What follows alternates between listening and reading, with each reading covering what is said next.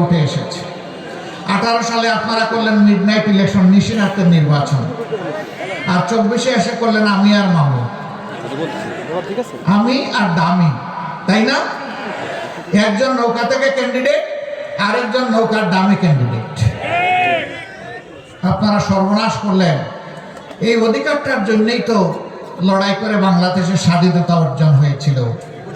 পাকিস্তানিরা এই ভোটের মূল্য দেয় নাই বলেই তো মানুষ জীবন বাজি রেখে যুদ্ধ করেছিল, এটাকেই দিলেন আপনারা শেষ করে। সম্মানিত ভাইয়েরা, তারা যা করার করেছে, এখন আমাদের তো কিছু দায়িত্ব আছে। আমরা দেশবাসী, শুধু জামাতে ইসলামী না, দেশের আপামর জনগণ, জাতি ধর্ম দল মত নির্বিশেষে দেশের যাদের জন্ম হয়েছে, দেশটাকে যারা ভালোবাসি, আমরা সবাই মিলে এই দেশটাকে গড়তে চাই। ওরা আমাদের জন্য দেশের যে কঙ্কাল রেখে গেছে, সেই কঙ্কালে আমরা গুস্ত এবং চামড়া পরাতে চাই।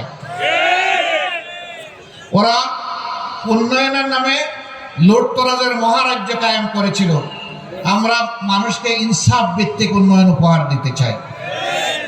অ্যাডভোকেট রুহুল আমিন বলেছেন, চুয়াডাঙ্গাও বাংলাদেশের একটা জেলা, এখানেও 6টা উপজেলা আছে সম্ভবত, তাই না?